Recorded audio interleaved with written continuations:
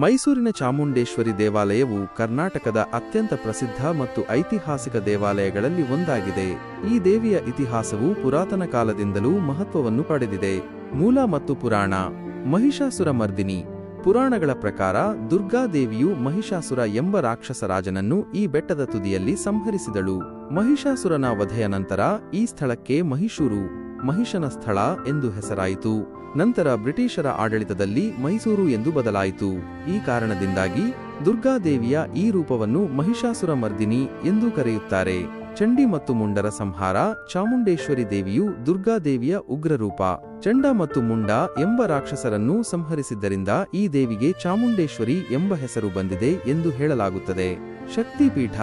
ಚಾಮುಂಡೇಶ್ವರಿ ದೇವಾಲಯವು 18 ಶಕ್ತಿಪೀಠಗಳಲ್ಲಿ ಒಂದೆಂದು ಪರಿಗಣಿಸಲ್ಪಟ್ಟಿದೆ. ಪುರಾಣಗಳ ಪ್ರಕಾರ ಸತೀದೇವಿಯ ಕೂದಲು ಇಲ್ಲಿ ಬಿದ್ದಿದೆ ಎಂದು ಹೇಳಲಾಗುತ್ತದೆ. ಈ ಪ್ರದೇಶವನ್ನು ಹಿಂದೆ ಕ್ರೌಂಚಪುರಿ ಎಂದು ಕರೆಯುತ್ತಿದ್ದರಿಂದ ಇದನ್ನು ಕ್ರೌಂಚಪೀಠ ಎಂದು ಕರೆಯುತ್ತಾರೆ. ಐತಿಹಾಸಿಕ ಬೆಳವಣಿಗೆ. ಪ್ರಾಚೀನ ಕಾಲ ಚಾಮುಂಡಿ ಬೆಟ್ಟವನ್ನು ಹಿಂದೆ ಮಹಾಬಲಾದ್ರಿ ಎಂದು ಕರೆಯಲಾಗುತ್ತಿತ್ತು. ಇಲ್ಲಿ ಶಿವನಿಗೆ ಅರ್ಪಿತವಾದ ಮಹಾಬಲೇಶ್ವರ ದೇವಾಲಯವಿದ್ದು ಇದು ಬೆಟ್ಟದ ಮೇಲಿರುವ ಅತ್ಯಂತ ಹಳೆಯ ದೇವಾಲಯವಾಗಿದೆ. 10ನೇ ಶತಮಾನದ ಶಾಸನಗಳಲ್ಲಿ ಇದನ್ನು ಮಬ್ಬೆಲದ ತೀರ್ಥ ಅಥವಾ ಮರ್ಬಳದ ತೀರ್ಥ ಎಂದು ಉಲ್ಲೇಖಿಸಲಾಗಿದೆ.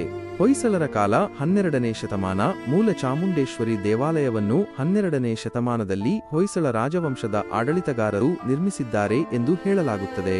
ಹೊಯ್ಸಳ ದೊರೆ ವಿಷ್ಣುವರ್ಧನನು 1128ರಲ್ಲಿ ಈ ತೀರ್ಥಕ್ಕೆ ದತ್ತಿ ಬಿಟ್ಟ ಬಗ್ಗೆ ಶಾಸನಗಳಿವೆ. ವಿಜಯನಗರ ಸಾಮ್ರಾಜ್ಯದ ಕಾಲ 17ನೇ ಶತಮಾನ. ದೇವಾಲಯದ ಗೋಪುರವನ್ನು 17ನೇ ಶತಮಾನದಲ್ಲಿ ವಿಜಯನಗರ ಸಾಮ್ರಾಜ್ಯದ ಆಡಳಿತಗಾರರು ನಿರ್ಮಿಸಿದ್ದಾರೆ ಎಂದು ನಂಬಲಾಗಿದೆ. ಮೈಸೂರು ಒಡೆಯರ ಕೊಡುಗೆ. ಮೈಸೂರು ಒಡೆಯರು ಚಾಮುಂಡೇಶ್ವರಿ ದೇವಿಯನ್ನು ತಮ್ಮ ಕುಲದೇವಿ, ರಕ್ಷಣಾದೇವಿ ಮತ್ತು ಅಧಿದೇವತೆಯಾಗಿ ಪೂಜಿಸಿಕೊಂಡು ಬಂದಿದ್ದಾರೆ. ಇವರ ಆಳ್ವಿಕೆಯ ಅವಧಿಯಲ್ಲಿ ದೇವಾಲಯವು ಗಣನೀಯವಾಗಿ ಅಭಿವೃದ್ಧಿ ಹೊಂದಿತು. 1659ರಲ್ಲಿ 3000 ಅಡಿ ಎತ್ತರದ ಬೆಟ್ಟದ ಶಿಖರಕ್ಕೆ 1000 ಮೆಟ್ಟಿಲುಗಳನ್ನು ನಿರ್ಮಿಸಲಾಯಿತು. ಮುಮ್ಮಡಿ ಕೃಷ್ಣರಾಜ ಒಡೆಯರು 1827.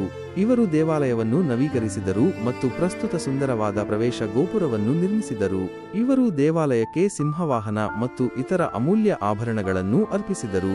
ಇವರ ಅವಧಿಯಲ್ಲಿ ಉತ್ಸವಗಳು ಮತ್ತು ಸಿಂಹವಾಹನ ಮೆರವಣಿಗೆಗಳು 1843ರಿಂದಲೂ ನಡೆಯುತ್ತಿವೆ. ನಾಡದೇವಿ. ಚಾಮುಂಡೇಶ್ವರಿ ದೇವಿಯನ್ನು ಕರ್ನಾಟಕದ ಜನರು ನಾಡದೇವಿ ಅಂದರೆ ರಾಜ್ಯದ ದೇವತೆ ಎಂದು ಕರೆಯುತ್ತಾರೆ. ದೇವಾಲಯದ ವೈಶಿಷ್ಟ್ಯಗಳು. ದೇವಾಲಯವು ದ್ರಾವಿಡ ಶೈಲಿಯಲ್ಲಿ ನಿರ್ಮಿಸಲ್ಪಟ್ಟಿದ್ದು ಮಹಾದ್ವಾರ, ಪ್ರವೇಶ, ನವರಂಗ, ಅಂತರಾಳ ಮಂಟಪ, ಗರ್ಭಗುಡಿ ಮತ್ತು ಪ್ರಾಕಾರವನ್ನು ಹೊಂದಿದೆ. ಬೆಟ್ಟಕ್ಕೆ ಹೋಗುವ ದಾರಿಯಲ್ಲಿ 15 ಅಡಿ ಎತ್ತರ ಮತ್ತು 25 ಅಡಿ ಅಗಲದ ಬೃಹತ್ ನಂದಿ ಪ್ರತಿಮೆಯಿದೆ. ಆಷಾಢ ಶುಕ್ರವಾರ, ನವರಾತ್ರಿ ಮತ್ತು ಅಮ್ಮನವರ ವರ್ಧಂತಿ ಜನ್ಮದಿನ ಇಲ್ಲಿ ಆಚರಿಸುವ ಪ್ರಮುಖ ಹಬ್ಬಗಳು. ದಸರಾ ಹಬ್ಬದ ಸಮಯದಲ್ಲಿ ದೇವಿಯ ವಿಗ್ರಹವನ್ನು ನವದುರ್ಗೆಯರ 9 ವಿಭಿನ್ನ ರೂಪಗಳಲ್ಲಿ ಅಲಂಕರಿಸಲಾಗುತ್ತದೆ. ಚಾಮುಂಡೇಶ್ವರಿ ದೇವಾಲಯವು ಕೇವಲ ಒಂದು ಧಾರ್ಮಿಕ ಕೇಂದ್ರವಲ್ಲದೆ ಮೈಸೂರಿನ ಸಾಂಸ್ಕೃತಿಕ ಮತ್ತು ಐತಿಹಾಸಿಕ ಪರಂಪರೆಯ ಅವಿಭಾಜ್ಯ ಅಂಗವಾಗಿದೆ.